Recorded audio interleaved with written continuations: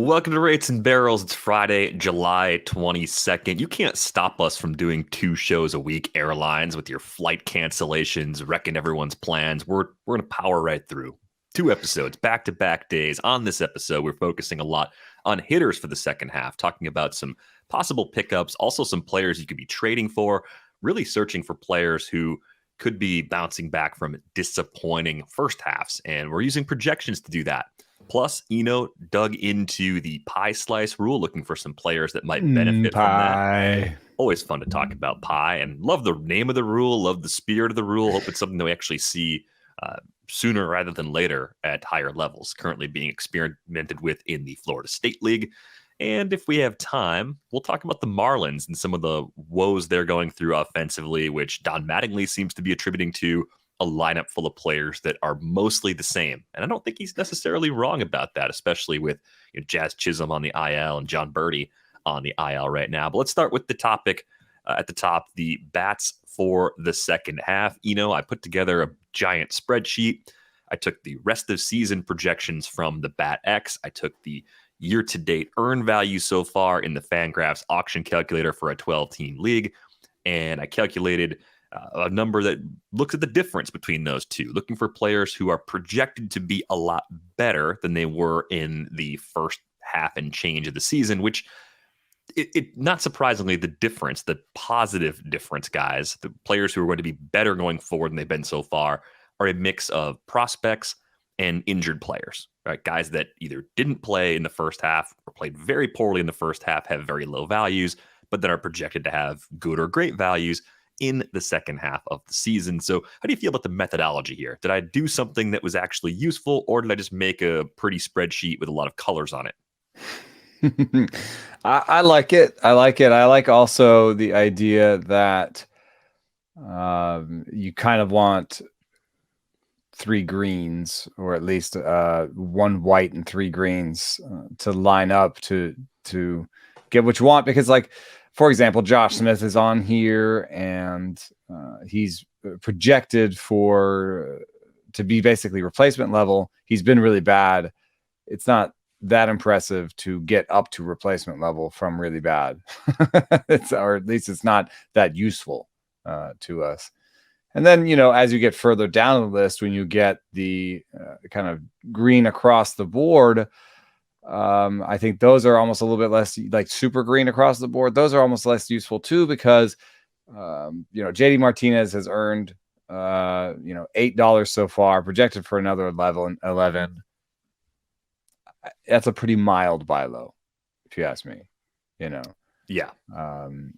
So, there's a little bit of sort of feeling your way through this, but just to have all those names in front of you, I think is pretty useful. I mean, I used a different method where I just created the Fangraphs, a Fangraphs custom board where I had O swing or chase rate on there, barrel rate, max EV, and hard hit rate. And I just sorted by barrel rate and looked for people who had poor isolated slugging numbers. One of the people I found on there that I really liked for the second half was Brandon Belt. So I went over and looked at your sheet. And Brandon Belt has earned minus $4, and he's projected for 40 cents more. So it's a question of, I think, the depth of your league, because that replacement level becomes more valuable. But I think Brandon Belt is, it's also a question of, like, are we talking about buying low, you're trading, or is this a guy you can pick up off the wire? And I think Belt is available on the wire in some leagues, and someone you should look up to pick up. I think, compare Belt to Votto. I'd almost rather have Belt, even though this system spits out Votto as slightly more likely to be valuable. Yeah, I think your on again, off again situation with Joey Votto is pretty tough to deal with, because you have him in a 12-team league. You were telling me before the show, and that threshold's a lot different than a 15-team league as far as when you would move on from a player like this. The projections point to him being good enough even in a 12 where you wouldn't want to make that move. But what are you seeing more recently? Because we talked about him with some of the struggles earlier in the season. He went back to old bats, I believe, trying to change his bat. Looked like he was sort of putting it back together. And then looking at the last 30 days, he's been about 20% worse than league average. He's got like 1 homer in his last 69 plate appearances. So it's been an up and down ride so far for Votto. What's making you feel like it's time to actually let him go, at least in these more shallow formats? I did one of those rolling graphs on Fangraphs where I just looked at hard hit rate and WOBA and nothing else. And they track really closely. I think that's partially because of some of the inherent bias in the hard hit rate that is in those graphs. It's not the StatCast hard hit rate. It's the hard hit rate that's done by stringers. So of course, if you're getting hits, those look hard, you know what I mean? To a stringer, that's a sort of an inherent bias there, but they tracked really closely. And what I saw was there was a rise in hard hit rate and WOBA. That was the kind of, oh, he put the bat away and everything's good again. And that went away. And there's a little bit of a second rise coming, but that strikeout rate as a like a sort of through line for all this just makes me feel like whenever he is hot and whenever he does something good, it's just not going to be as good as it used to be because he's going to be striking out a lot. Yeah, and even the Bat X, which is the projection system I used to run these rest of season numbers, has him projected for a strikeout rate 24.3%. That would be the highest of his career, right? Going forward, if he did that, that'd be even a tick higher than it was a season ago. He's at 26.2% this season so far. So I do think it's fine to adjust expectations downward. But Votto versus Belt is a really close sort of toss-up. We've gone through a few of these over the course of this season. I don't envy your position. If I were in that spot, I'd probably still follow the numbers, maybe to my own peril. Belt's one of those players that I think is just a little underrated because of all the time that he misses. The protection should ultimately account for that, but I almost wonder if the volume input for the playing time could be slightly off on Belt, and that could be dragging down his rest of season value. Because if you look at what he's projected to play for the rest of the season, it's only 50 games, 232 plate appearances at the high end. It seems like that could be a little bit on the light side compared to a few other players. Like Votto's projected for 299 plate appearances. So we're talking about less than a half season. A difference of 60 to 70 plate appearances is actually pretty significant in terms of what that's going to do to all of your counting stats. And don't they have like similar injury risk? Yes, Belt's knee is becoming concerning, but Votto's back is concerning, But you're getting the same swing and miss concerns from Belt too. Like the profile is just so similar, and it comes with. And he's been a little bit floor. He's been a little bit steadier. Belt has with the bad ball production. You know what I mean in terms of his barrel rates and stuff like that. So. His home park is worse, and Votto's home park is great. And if Votto does catch fire, then that'll look silly. But it's a 12-team dynasty, and he's getting near the end of his career. He doesn't have any trade value in the league, and I needed to activate number 5 on this list. Actually, because of the headers, he's number 4. Tyler O'Neill. I needed to activate Tyler O'Neill, and I just think Tyler O'Neill is going to be more valuable to my team. The projections say he's going to be more valuable to my team. He has more positional versatility in places I need. And so Tyler O'Neill, come on down. I do think I would trade for Tyler O'Neill. I like the top 2 guys on this list. You have Vinnie Pasquantino and Eloy Jimenez. I think I would love to trade for those guys. But Tyler O'Neill is projected to be better than them going forward. So if they're all on the table and to some extent, Eloy might be harder to get from just what people think of him generally. I think Tyler O'Neill is one of the best buy lows because I think people think, oh, that year must be a fluke. He's injured. He's not doing it this year. I'll let him go. Yeah, the names that came out at the top, again, looking for the biggest differential between rest of season projected value and value earned so far. Vinnie Pasquantino at number 1, just over $12. Eloy also in that range.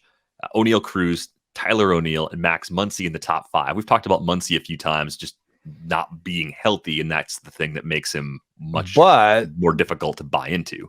He showed up as having one of the better bat speeds. Am I right? No, he had to have poor bat speed. There were a few Dodgers on that list in that piece that was kind of surprising to me. Have we not talked about that on the podcast yet? No, we should get to that probably on a different episode because it almost merits like a full conversation. Yeah, but if you hear this and you're wondering, there was a piece called "What You Need to Know About Statcast Bat Tracking" from Mike Petriello that was really interesting. There's some bat speed stuff in it, and one of the things that came out because it was put in Houston and LA was that you actually have the bat speeds for those players at the best sort of sample size. And Yordan Alvarez and Trace Thompson had the best bat speeds on their respective teams. But Max Muncy had the 4th best among the Dodgers, which I was really surprised to see. I was also surprised to see how many Dodgers have below average bat speed, including Freddie Freeman, Cody Bellinger, and last among both teams, basically among the regulars, was Justin Turner. So I think this is pretty valuable information, and it does say something about Max Muncy that I was surprised to see. I thought he would be down where Justin Turner is, that the bat speed would be hurting because of his injury, but it hasn't been the case according to this bat tracking number. So I did hear internally from other analysts that this information requires a fair amount of washing and cleaning, and that there's a fair amount of error in it, and that this is to caution that this is kind of early going. However, some of that was with regards to tracking sweet spot hitting. I think bat speed itself, they're feel fairly good about, but they're also trying to tell you how often they actually physically hit it on the sweet spot of the bat, and he said that part has the most error. So yeah, that makes sense because you're talking about millimeters of on a moving bat. But that's neither here nor there. I think you've decided at this point yourself, dear listener, that Max Muncy is either someone to go acquire or someone you just don't want to bother with. Right, and the price might be even lower now than it was 2 months ago, because now we're sitting on almost 4 months of underperformance. So he does pop in this particular calculation. Jonathan India, not surprisingly, does pretty well. He missed a lot of time in the first half. Just a well-balanced player who does everything. So I wouldn't have any reservations at all about making a move to get India at this point. Brandon Lau, who was hurt a lot in the first half, stands out here. You mentioned Josh Smith before. I think in a 15-team league, Josh Smith is fine because he offers up some cheap speed, but he continues to be the kind of player that doesn't hit the ball hard. So I think he's got a pretty clear limitation in terms of contact quality. I did get a scouting report on Josh Smith from someone in that organization that I thought was interesting. A Tommy La Stella that can run. Doesn't Tommy La Stella hit the ball harder? Yeah, it hasn't been so impressive yet. I would just say, I guess, that, it's been 71 batted ball events for Josh Smith, huh? That's sort of surprising. Yeah, I guess Tommy La Stella doesn't hit the ball that hard. He started to this year in a very limited sample, but historically, that's really not been a strength of his. So maybe that is a really good comp.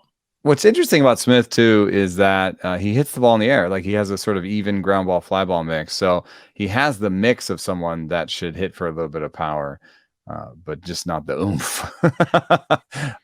But someone I would watch in sort of deeper dynasties, because they're giving him a real chance if the batted ball power starts to come through. And now he's also working more closely, I guess, with Donnie Ecker in the major league group, as opposed to their hitting coaches in the minor league group. So that's somebody I would just watch.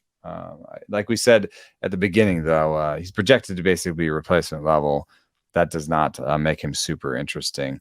Next, after Josh Smith, though, is a guy who showed up on my method, Franmil Reyes.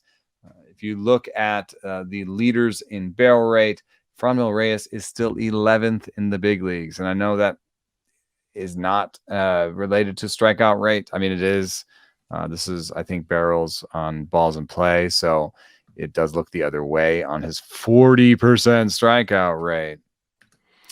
But I did look at Franmil Reyes' strikeout rate, and the rolling graph of his strikeout rate is improving. He had like basically the worst, maybe 30, 40 game stretch of his career when it comes to strikeout rate early this season. He settled in a little bit closer to like 35%. However, his reach rate is actually trending upwards. So he's all kinds of mess at the plate right now. And, I wouldn't tell you we're totally wrong to just avoid the situation. But if you're looking for power, and there's a fair amount of people like that who are looking for power, given what happened with the ball this year, I think Tyler O'Neill and Franmil Reyes are like I got to take a shot at somebody that might just hit like 15 homers the rest of the way, Yeah, I think I would look at Jorge Soler in a similar light, and I think there's a little less swing and miss in that profile. Even though his K rate is up compared to where it was last year, I can deal with a 29% K rate. With Reyes, the rolling graph is interesting because while in the last probably 50 or so games or plate appearances, I think this is this is plate appearance, or games, no, it's games across the bottom, it is trending back in the right direction. But when you take a look at the multi-year view, the 3-year view, the peaks and valleys are still generally trending in the wrong direction. Like even though it's not as bad as it has been at its worst this season, Franmil Reyes' long-term K rate is pretty clearly on the rise. So I think he's one of those players that is probably going to swing his way out of the league a little more rapidly than you'd expect based on how good the peak was. And it almost reads like a bit of a hole, right? Like there's he's been solved, and there doesn't seem to be a counter adjustment that he can make. Yeah. And he's tried. You can see even as the K rate has gone up, that you can see, times when his reach rate and his chase rate goes down, and that's been good for him. But it's hasn't arrested the increase in strikeout rate. You know what I mean? It hasn't been like, oh, he stopped chasing balls and then the strikeout rate came down. They're sort of like he stopped chasing balls and the strikeout rate kept going up. So, maybe this new thing where he's chasing balls is him trying to, like, maybe he's a guy that they figured out you can pitch at the top of the zone. And so he has to actually go get those balls and try to do something with them in order to prove that he doesn't have a hole at the top of the zone. But I don't know. It seems like a big mess. I think just personally with a 40% strikeout rate, I'd rather try O'Neill or Soler first if I had a list. And then, Pasquantino is really interesting too. It's hard to tell when the kind of the shine comes off. A listener was asking me if I'd rather have Pasquantino or Gorman, and with the positional value, and this isn't a dynasty situation, with the positional value, it's probably Gorman, but it depends a little bit about how my infield looks, because just on bat, Pasquantino has actually hit a ball harder than Gorman and has a similar barrel rate and has a 17% strikeout rate. I think, if the bloom has come off the rose for Vinnie, and sometimes it can happen really quickly, I think he's a buy low too. Yeah, I think that's possible. I think with Gorman, what's going to be challenging to figure out is how much of the AAA strikeout rate last year was Gorman figuring some things out, and how much of it was AAA in 2021, especially in the second half of the season, being really depleted. Time will tell, right? But he's so young for the level, so young for someone who's debuted power. Sorry, you're gonna boo me? Why are you booing me? I hate that phrase. Sorry. Which phrase? Time will tell. Well, I mean, you do have to wait to get the answer here. I know. I'm sorry. I don't have. It's like a right. That was like it was a writing response. It's like I would never. I'm not allowed to. I would never write it. So anytime I see it, I'm like, boo. Yeah, that's a classic. Don't write the way people talk rule. Yeah, that's a good point. Yeah, I think when talking, it's not as bad. There's stuff broadcasters say all the time that you can't write when you're trying to put a column together.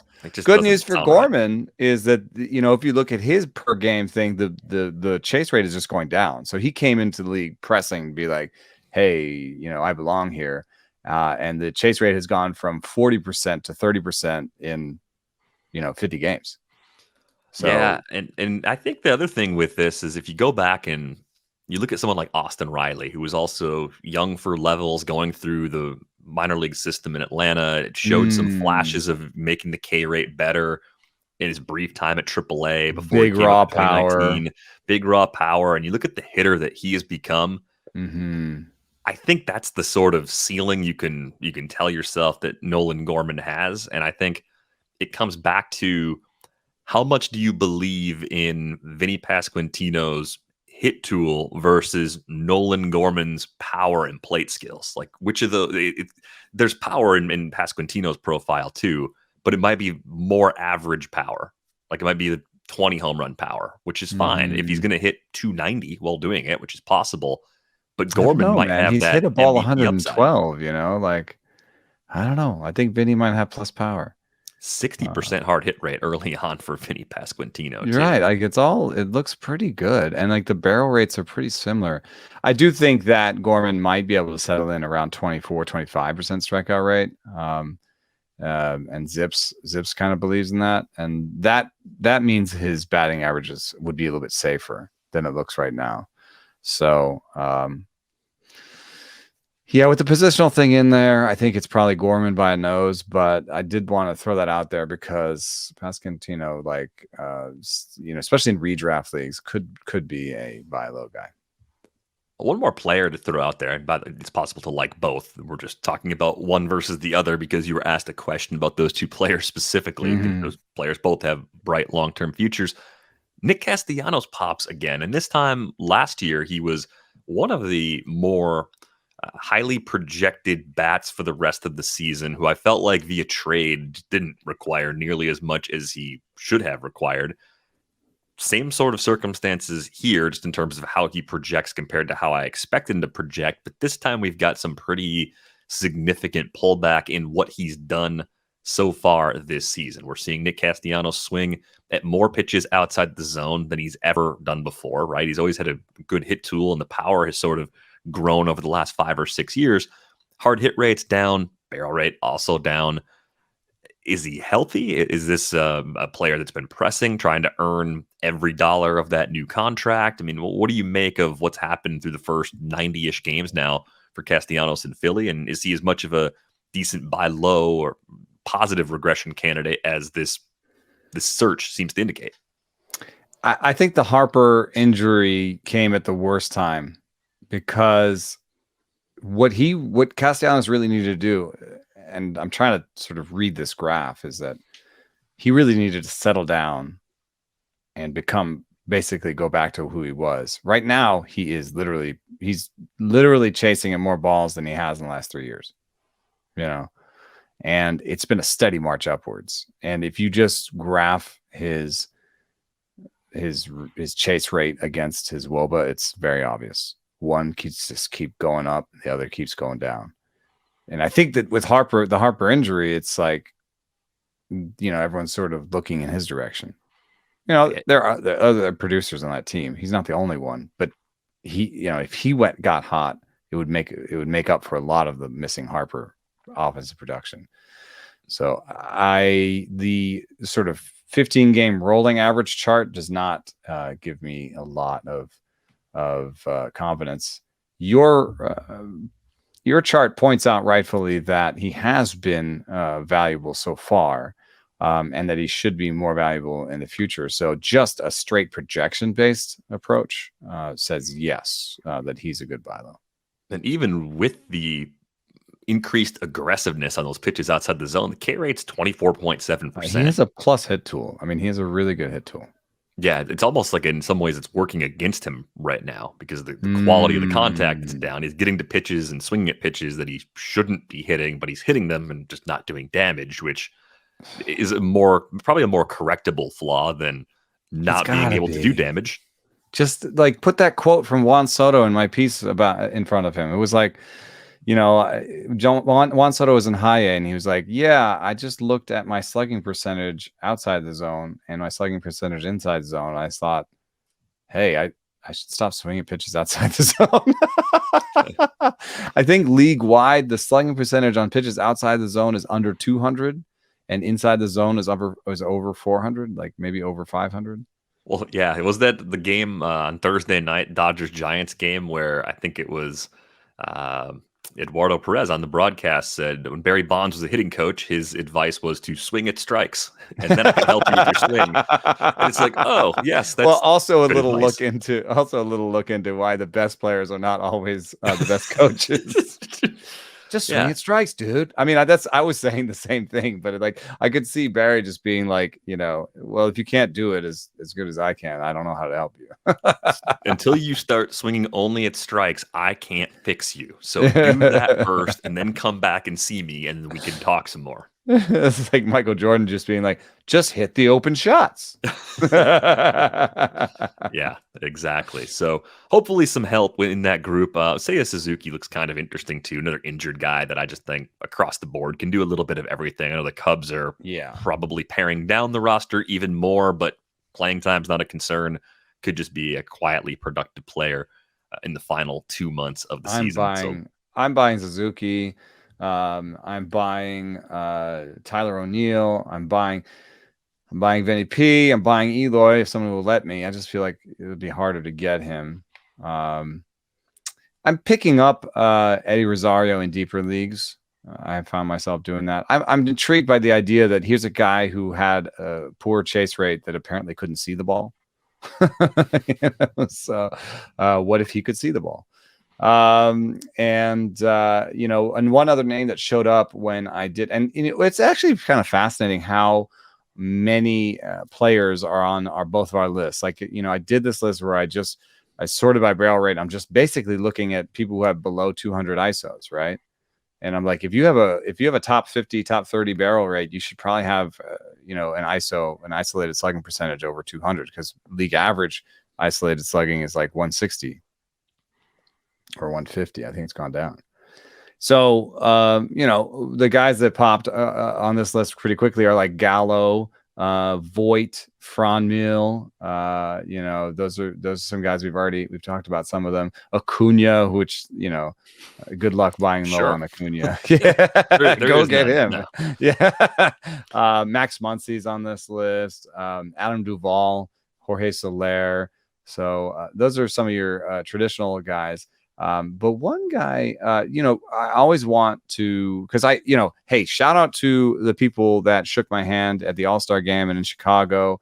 It was great to see you. Please do approach me. I'm always willing to talk baseball. I love hearing from people what they like about their podcasts, and they usually don't tell me what they don't like, but hey, why not? If it comes with a nice handshake, then I'll take it. But so I did talk to a couple people that play in some pretty deep leagues. So I wanted to throw a deep league name out there for you. Jake Berger is currently hurt, but he's in the top 25 for barrel rate on the season. He does strike out a little bit too much. Not a great plate approach. Defensively, you're going to have to see how he fits in. However, I think the White Sox are looking for offense, and so, it's possible that Jake Berger, when he gets back, finds some sort of maybe part-time playing situation where they can take advantage of his power. So I'm not sure of that one, but I did see that he was owned in less than 5% of Yahoo leagues. Particularly if you have a daily league and you're looking to just pick up somebody that might give you some more power, I think Berger is an interesting guy. The other name that's kind of interesting, because a ton of the players we're talking about are guys that don't run much or at all. I mean, Tyler O'Neill will run some.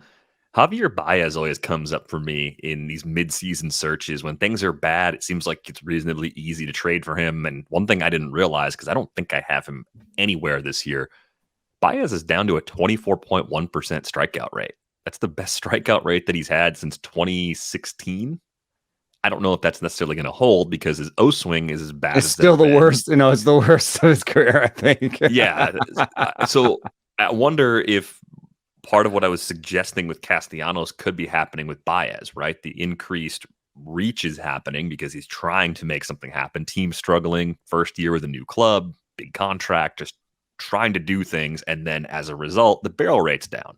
Not hitting the ball is hard because he's making contact and hitting bad pitches. Only 9 homers and 3 steals so far, but if you told me Baez is going to get back to being himself, he's going to hit 250 with a low OBP and maybe get you double-digit homers and double-digit steals the rest of the way with high volume accounting stats because he plays every day, I don't think I'd push back on that. Yeah, and there's, in the rolling graphs, there's been a concerted effort by him to reduce his chase rate. So there obviously seems to be some sort of adjustment going on. And the one thing that is always true of him is that he's super streaky. I mean, if you just look at the graph for 2021, he was pretty awful for the beginning part of the season. And then he was kind of white hot to end the season, and you can kind of almost see in his day-to-day WOBA, you can see pretty awful for the first 50 games. Had a nice little hot stretch, came back to earth again, but I think he has that. If he follows last year, he's got another hot stretch in him, and it could be pretty amazing. So he's not my type of player, but when you are in the buy low neighborhood, you're kind of looking to catch lightning in a bottle a little bit. And he's the definition of that. Yeah. So another name to think about. Hopefully that opened up some opportunities for you on the trade front if you're in a league that lets you make moves. Let's talk about the pie slice rule, because I don't think we've really discussed that in detail on this show. And I think the easiest way to explain what the pie slice rule is to imagine a line on each side of the second base bag that extends out to the outfield grass. And then you have this triangle with sort of a rounded top around the infield dirt that looks like a pie slice, right? You got the crust at the back of the dirt. You got the part of the base where the inside part of the pie would be. Well, the rule would be that no defenders would be allowed to stand in that space. So the batted ball up the middle would actually be much more likely to become a hit again. That'd be a spot where you're not allowed to shift. And I really like this idea as a way of just not eliminating defensive manipulations completely, but just saying there's a few spots where you can't stand. You can get close to there, and if you got the range to get in there, okay, great. We'll see what happens. This is being tested in the Florida State League, but if they implemented this for 2023 in Major League Baseball, I don't think I'd really have any problem with it. The one thing that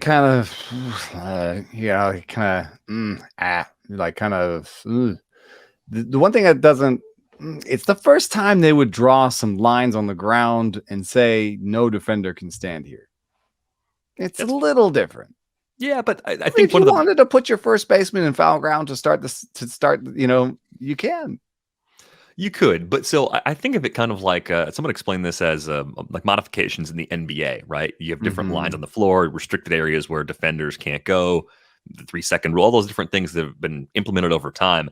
This seems in that vein. This seems appropriate. This seems like a small step as opposed to saying, no shifts at all. Like that's a bigger adjustment. I think this at least is one step toward that without going too far. What's funny is that this kind of is the next step, because what they did was, and this is, there's a piece that I helped Jason Stark on a little bit, but he did all the work. I just did a little picture so you can see what the pie slice looks like. And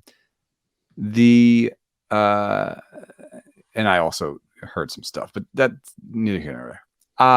The thing that's going on with the pie slice is they tried the thou shalt not shift and said you have to have 2 on each side, and they can't be on the outfield dirt. And percentage of outs converted, percentage of ground balls turned into outs went up. I would say really it stayed the same.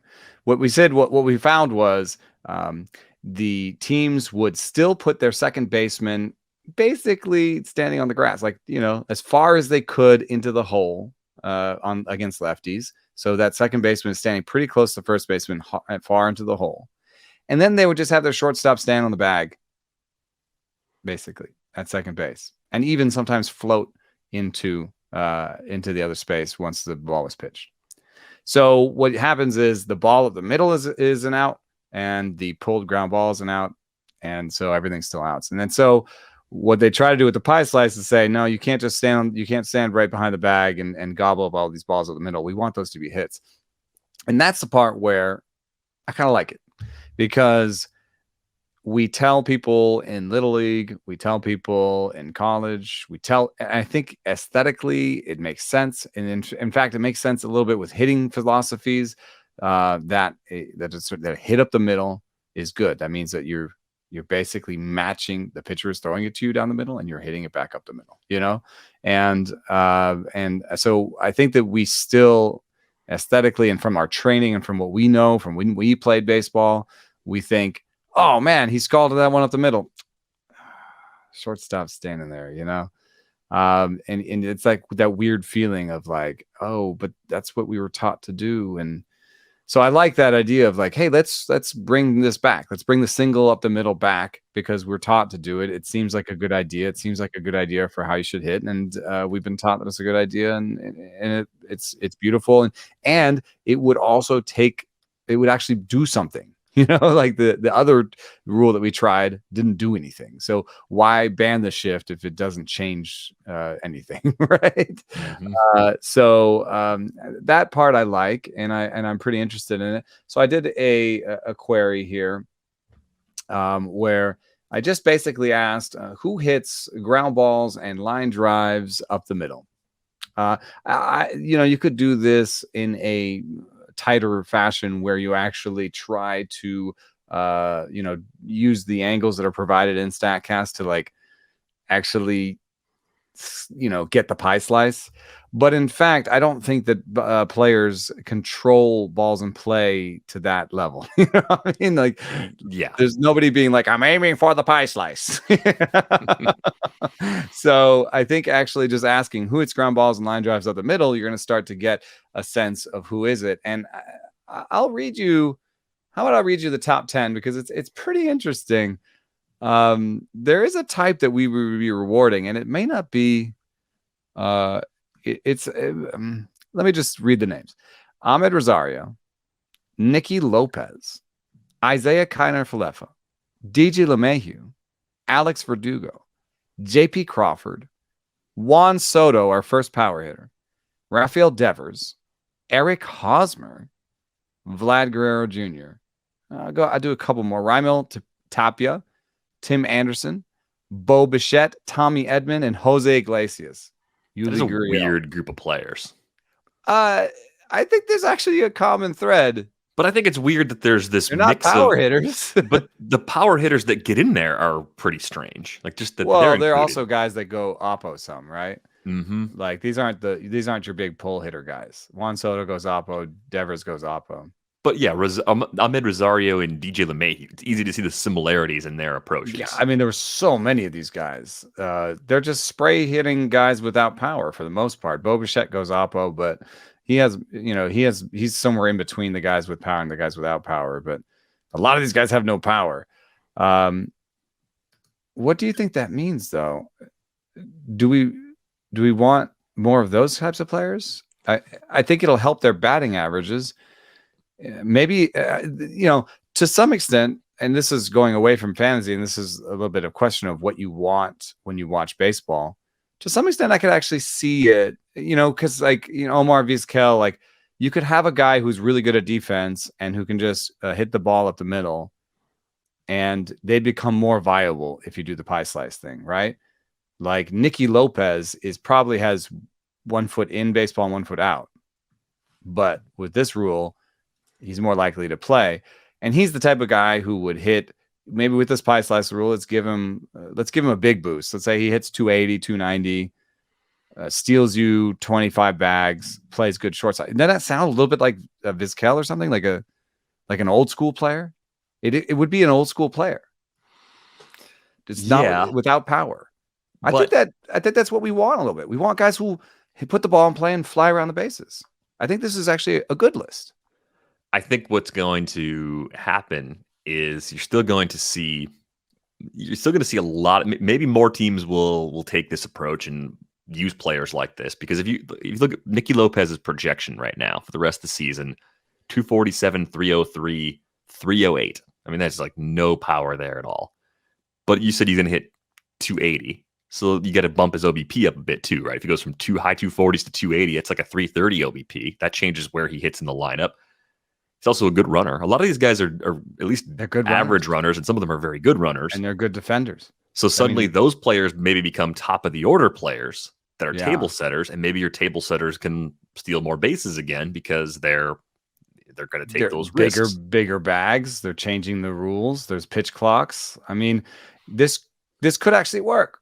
You know, if what you wanted was more balls in play, more guys running around, you know, more old school, you know, athleticism first type guys, this could work. Yeah. I mean, this is the type of list. These are the type of players that you look at normally and be like, you know what I mean? You don't want too many guys like this, especially on a fantasy team. But even in a real life lineup, I think you generally feel okay having one, maybe two of these guys if the defense is really good and depending on who your alternatives are. But I think this kind of scratches at something that Don Mattingly is dealing with right now in Miami, where the Marlins, especially with Jazz Chisholm and Jon Berti on the IL, are a one-note song offensively. They are a team that relies very heavily on the long ball. Try to hit the homer. And they don't do much else. And I think giving teams more ways to construct a roster that can be competitive is a good thing. Having more strategies is a good thing. Like, we probably have hit the optimization point with swinging away, and this would help to begin to reverse that trend. It's not going to flip it by itself, but this is the kind of tweak that's not radical, that at least starts to open up more possibilities. So I mean, I'm on board. It's an amazing group of players that, you know, aren't valued by the league for the most part. I mean, yes, you know, Crawford kind of fluffy. If you play, you know, these are shortstops and stuff like that. But like, I think most people are like, why trade for Raimel Tapia? You know, like, and Jose Iglesias is no good, and Yuli Gurriel is overrated, or whatever you want to say. And you know, so you know, to some extent, some teams have gone in on this. Like, Luis Arias is on this list at 20. He's found his way towards more playing time over time, right? And they've been generally been like, you know, you're so different from Miguel Sano. Maybe we should have both you guys on our team, you know. And I would say that Isaiah Kiner-Falefa for the Yankees is the same way. It's like, well, we have a bunch of guys who are going to walk and hit homers. What if we had a guy who would just put the ball in play and play some good shortstop? So I think there's been some, you know, teams that have been like, hey, let's have at least one of these guys in our lineup. But I think generally we've gone away from them. What, you know, in terms of what is actionable here for people going forward, I think you should act like the smart teams and have one or two and not pay much for them, but enjoy them. You know, like if JP Crawford next year gets another offensive boost from this, you know, then, you know, he could hit 280 and have 10 homers and 5 steals. That would be his best offensive year. It wouldn't be something you'd want to be like, I'm featuring this guy. You know, I'm really pushing him. I'm trying to get a ton of shares. But if you kind of looked at this list and said, you know, some of these guys are going to fall. I'm going to pick one of these guys or two of these guys, you know, late in my drafts. And a lot of them have positional versatility too. So like, you know, maybe I'll just cover some of my backup positions with somebody off this list. You know, Adam Frazier, Miles Straw, Whit Merrifield. A lot of these guys are going to be cheap next year. They're not having good seasons. Yeah, these are good players just to help with the batting average category, just to give you a little bit of a lift there and maybe be more competitive in that category than you'd be if you had too many players that are not like that. Yeah, so I think it's worth you know, keeping an eye on this list. And then, you know, I think in the context of the Marlins, you know, they're talking about how they're going to make changes. You know, I think you have to wait on Jon Berti. You know, you can't just make him healthy and call him up. But I do think that there's a possibility that somebody like him and Wendell where, you're not sure of the playing time. If you're reading between the lines, and if Mattingly has any power, you may see some more, at bats for Berti and Wendell, and maybe is it fewer for Brian Anderson and fewer for, is Avi Garcia going to start losing some playing time? Not in year one of a 4-year deal. That's what his GM is probably telling him. This is a weird lineup because, obviously Jazz isn't there right now, but they're older than you think. Garrett Cooper, 31. Joey Wendell, 32. Solera's on the wrong side of 30 now. Aguilar's 32. Brian Anderson's 29. Avi's 31. Jesus Sanchez, one of their few young regulars other than Jazz, having a somewhat disappointing year, I think. Miguel Rojas is 33. Stallings, who they traded for, is 32. They do not have the rest of that young core of position players in place. It really is kind of like Jazz by himself right now, and then a lot of questions about how good Jesus Sanchez is, and then where that next player or two is going to come from. Yeah, and I would take a look at, I'm looking at projected WRC plus. Luan Diaz is going to get a chance. And I'm trying to pick a loser. First, you have to pick the loser, right? Yeah, you got to start figuring out who they're going to move. But I think they're a trade deadline team that is going to do something significant. We've talked about Jesus Aguilar. Does he go to a contender as a bench bat? He's 32, and he doesn't strike out that much, so he's a little different. But he also isn't really hitting for a ton of power, and right now he's a league average bat as a first baseman, so he doesn't really have that much value to them long term. And if you let Jesus Aguilar go, you just at least open up a place for Cooper to play, and then you open up basically an outfield spot, and then you maybe call up JJ Bleday. That's the question, if Bleday is going to come up. But also the question is Bleday any different from these guys? Because he strikes out a lot in the minors. The one thing he does do better than almost anybody at the big league level is take a walk. And maybe he could come up and actually hit for power. The other thing I would do if I were the Miami Marlins is consider changing the fences. Move them in. It's just it just seems like the more sort of up the middle your park can play, the better it is. So you don't have to overpay for Avi Garcia. You know what I mean? I think they had to overpay for Avi Garcia in terms of at least years in order to get him into that ballpark. Well, I think if you make it play more fair, then you become more of a player for hitters. I think Garcia was in a position that maybe he and his agent knew was probably a once-in-a-career situation for him to get a multi-year contract, especially he was 30 this winter. So they knew if he was going to get 4 years at an AAV of $13 million, this was it. This was their only chance. So, yeah, I don't know if we can look at that and say the Marlins had to reach because of their park. I don't know for sure. Same stuff we talked about some of the other free agents that have signed, though. Swinging at more pitches outside the zone than he has in recent years. Not barreling up quite as many balls. It seems like it could easily be a guy that's just making some bad swing decisions, trying to put the entire offense on his back and then making the offense worse in the process. Yeah, they have the 6th worst chase rate in baseball, so there could be some questions for their hitting coach, especially when you see some of these guys chasing more than they have in the past. Yeah, pretty strange. Also, obviously not pulling the ball as much as he did a season ago with the Brewers either, going up the middle actually kind of a lot, and hitting the ball on the ground a ton, 55.6% ground ball rate for Avi Garcia. I could actually see myself having him on a good number of rosters next season. I think there's a chance I'd even trade for him in an NL only league right now, just because I don't think the playing time goes anywhere. I think Brian De La Cruz could play a little bit more depending on what they do at the trade deadline. No sure thing, but at least he's younger than some of the other guys that they're currently trotting out there on an everyday basis. You point out a good thing. The Marlins are 5th worst, have the 5th lowest pull percentage in baseball, and the 3rd highest ground ball rate. So I don't know if they have a hitting coach that's saying, hey, let's beat the shift by hitting oppo ground balls. But I have to tell you that that is a valuable tool. I think you can add to a larger toolbox. It should not be the goal. Right. That's not the primary.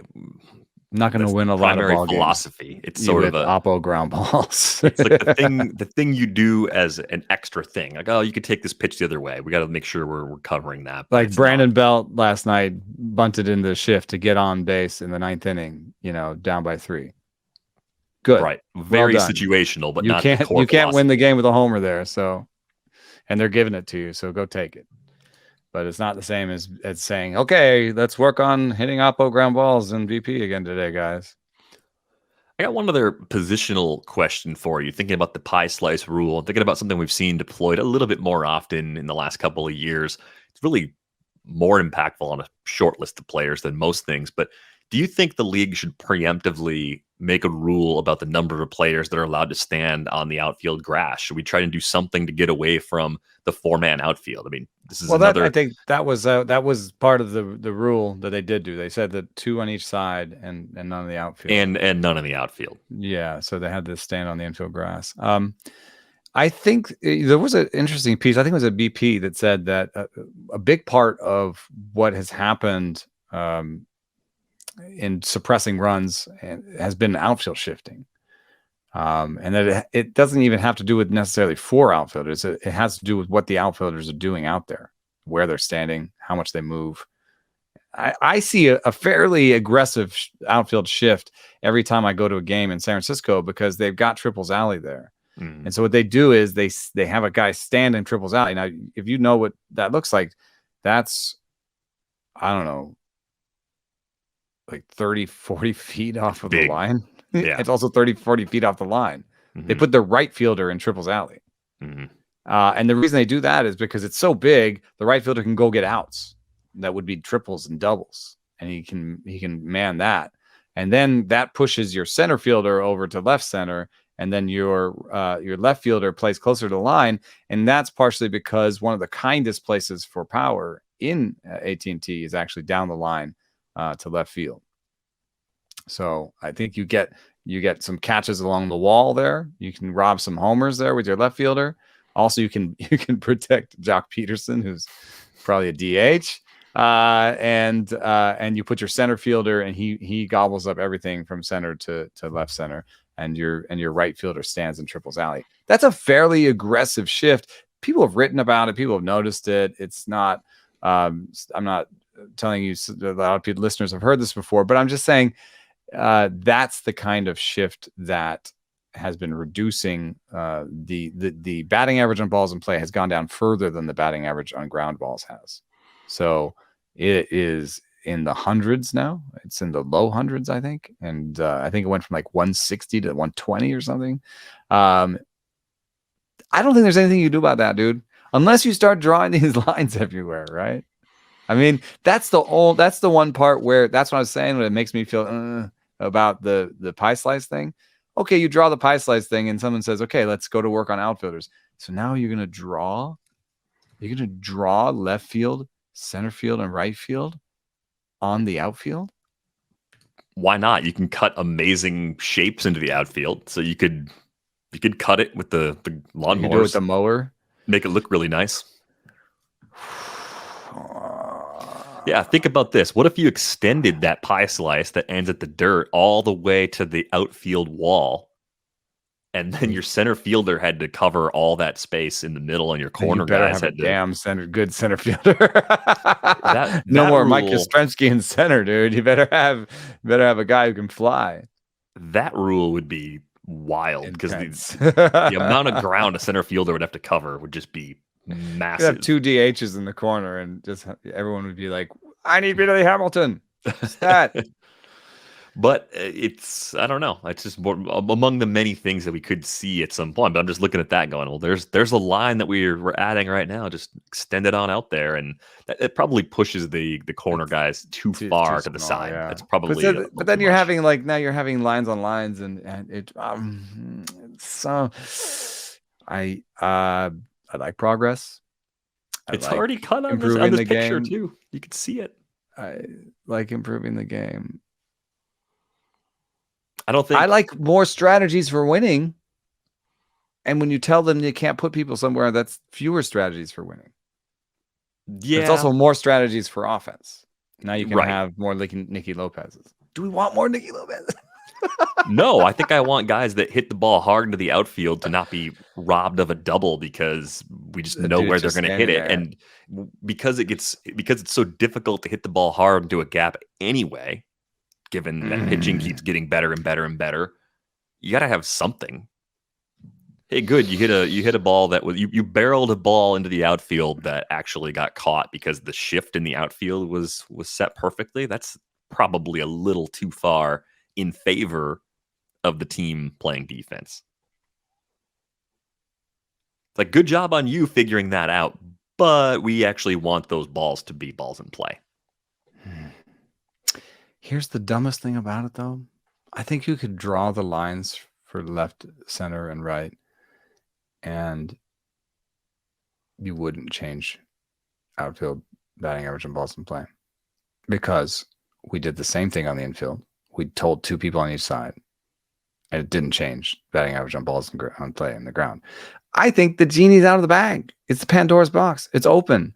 People are now very good at looking at clusters of hits and saying where the defender should play.